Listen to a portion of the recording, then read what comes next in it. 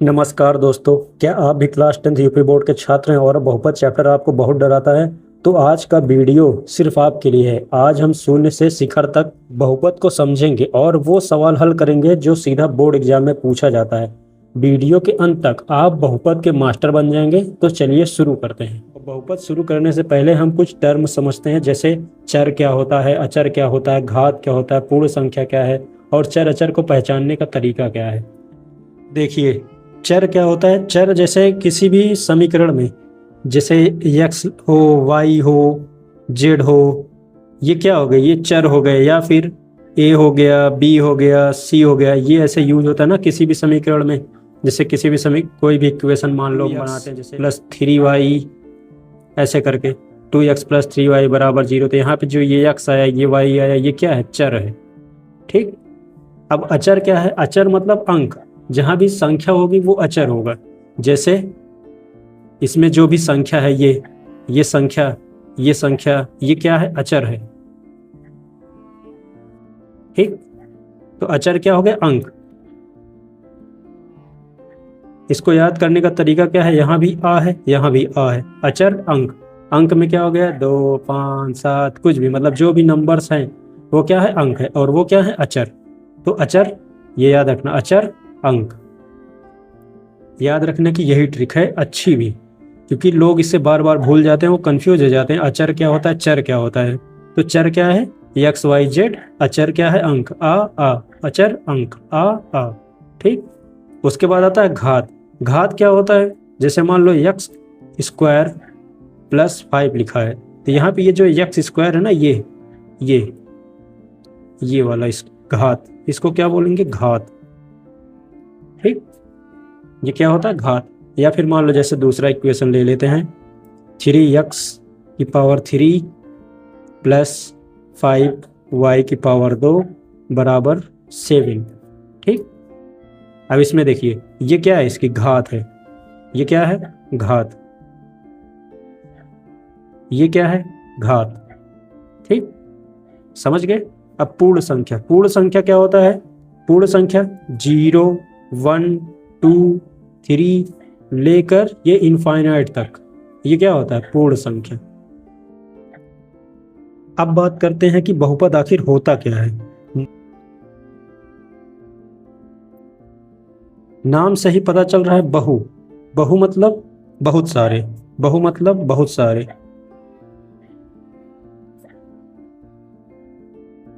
अब पद मतलब टर्म्स, पद मतलब पद। बहुपद, बहु मतलब बहुत, बहुत सारे, पद मतलब पद, जिसमें कई सारे पद हो वो क्या हो जाता है, बहुपद। लेकिन गणित में इसकी एक परिभाषा है, ऐसे बीजीय व्यंजक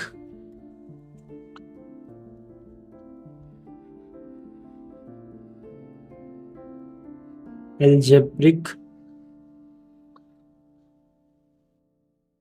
एक्सप्रेशन जिसमें चरों के घातांक, जिसमें चरों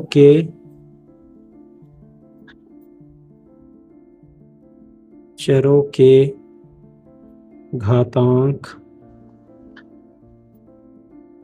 सदैव पूर्ण संख्या रहे।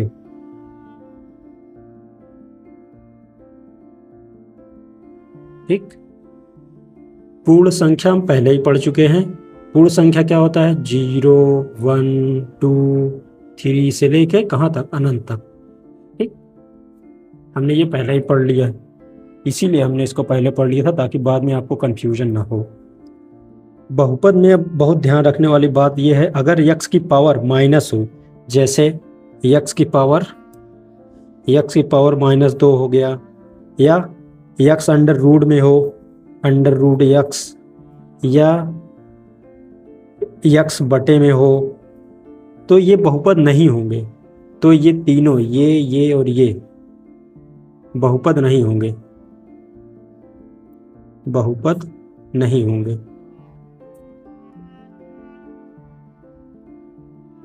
ठीक। आइए बहुपद के कुछ उदाहरण से समझते हैं कि कौन सा बहुपद है और कौन सा नहीं है। तो बहुपद होने के लिए क्या रूल होना चाहिए कि x की घात एक पूर्ण संख्या होनी चाहिए। यहाँ 2 है, यहाँ है, हाँ ये फुलफिल कर रहा है। ठीक। तो ये क्या हो जाएगा, ये बहुपद है। ठीक है, ये बहुपद है, बहुपद है। यहाँ पे देखिए, यहाँ पे यक्स की घात कितना है, एक है, लेकिन यहाँ पे ये यक्स बटे में है, एक बटे यक्स। यहाँ यक्स क्या है, बटे में है, तो इसलिए ये बहुपद नहीं है। क्योंकि अगर हम इसको ऊपर लेके जाएंगे तो यहाँ पे यक्स की पावर क्या हो जाएगी, -1, जो कि नहीं होना चाहिए। हमेशा इसकी घात जो है पॉजिटिव रहेगी, अगर निगेटिव रहेगा तो ये बहुपद नहीं बनेगा। तो जैसे यहाँ पे 1/x है, ये क्या हो जाएगा, ये बहुपद नहीं है। अब तीसरा उदाहरण देखिए, यहाँ पे क्या है, x जो है अंडर रूट में है। अंडर रूट भी अंडर रूट में है, इसका मतलब क्या है, अगर हम अंडर रूट से बाहर निकालेंगे तो इसकी पावर हो जाएगी 1/2, जो कि एक पूर्ण संख्या नहीं है। और हमने इसको पहले ही पढ़ लिया है कि अगर अंडर रूट में x रहेगा तो वो बहुपद नहीं होगा। तो यहाँ भी ये भी बहुपद नहीं है।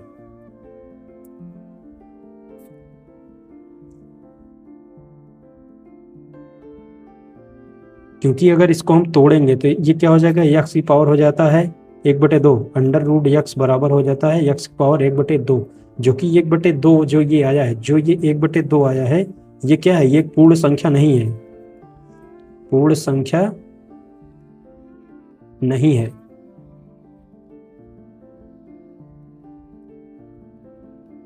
अब हम अगले टॉपिक पर आते हैं, बहुपद की घात। किसी भी बहुपद में चर की जो सबसे बड़ी घात होती है वही उस बहुपद की घात कहलाती है।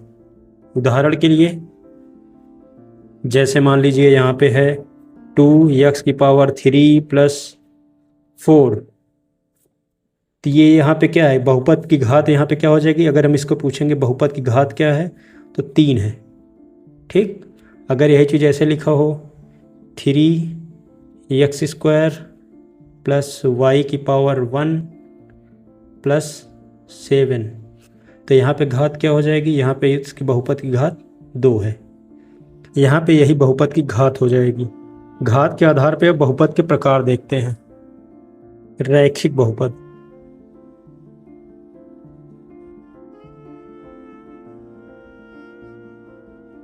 Linear polynomial,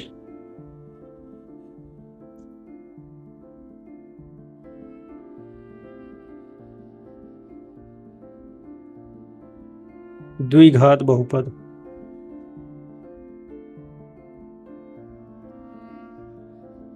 quadratic polynomial,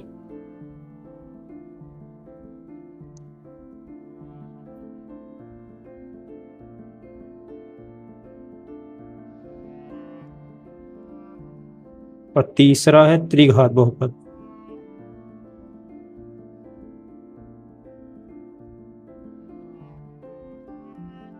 cubic polynomial.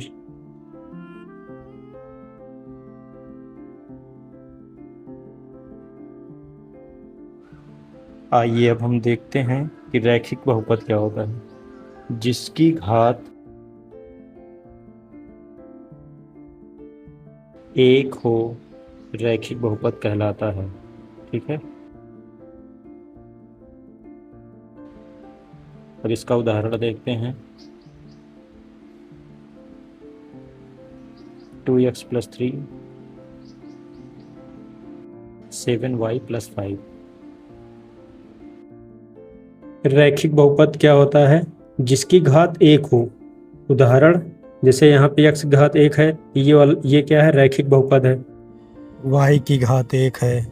अगला है द्विघात बहुपद। द्विघात बहुपद क्या होता है, जिसकी अधिकतम घात 2 हो।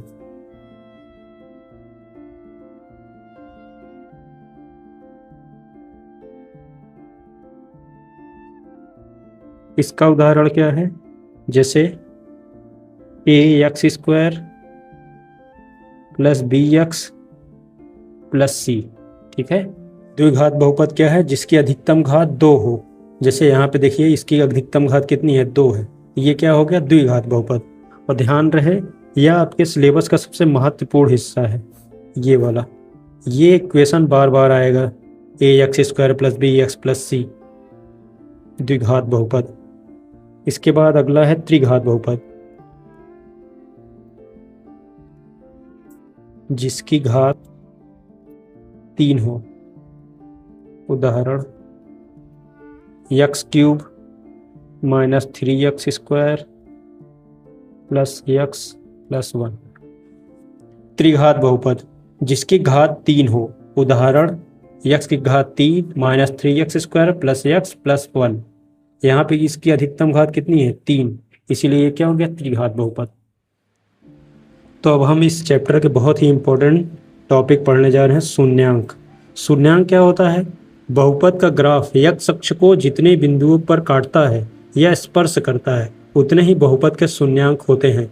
अभी आपको ये नहीं समझ में आया होगा, लेकिन मैं आपको ये ग्राफ बना के समझाता हूँ और इसके बाद आप ये कभी नहीं भूलेंगे, आपको हमेशा के लिए याद हो जाएगा। और एग्जाम में जब भी ये आएगा ग्राफ से रिलेटेड क्वेश्चन, आप 1 नंबर का क्वेश्चन आंख बंद करके भी टिक मारेंगे ना, तब भी सही हो जाएगा।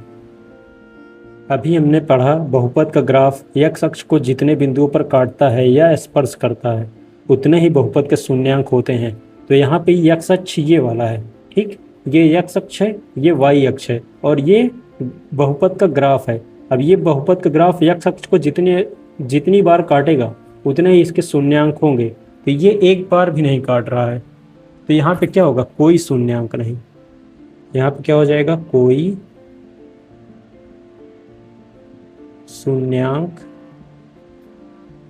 नहीं, ठीक।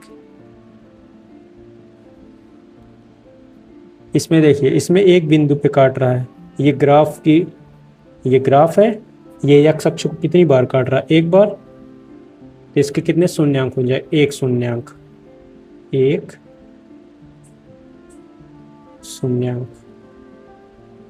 ये x अक्ष को कितनी बार काट रहा है? एक बार, 2 बार, 3 बार। ये यहाँ काट रहा है, मगर ये y अक्ष को काट रहा है, ना कि x अक्ष को।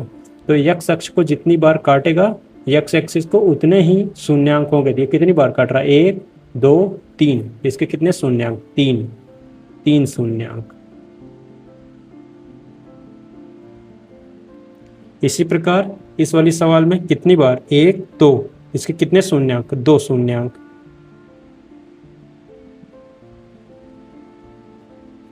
यहाँ पे देखिए, 1 बार, 2 बार, 3 बार, 4 बार यहाँ पे काट रहा है, लेकिन ये क्या है? ये y एक्सिस है, तो y एक्सिस पे नहीं, सिर्फ x पे। 1, 2, 3, 4। इसके कितने शून्यांक? 4 जीरोस, 4 शून्यांक होंगे। यहाँ पे देखिए 1, 2, 3। इसके कितने शून्यांक? 3।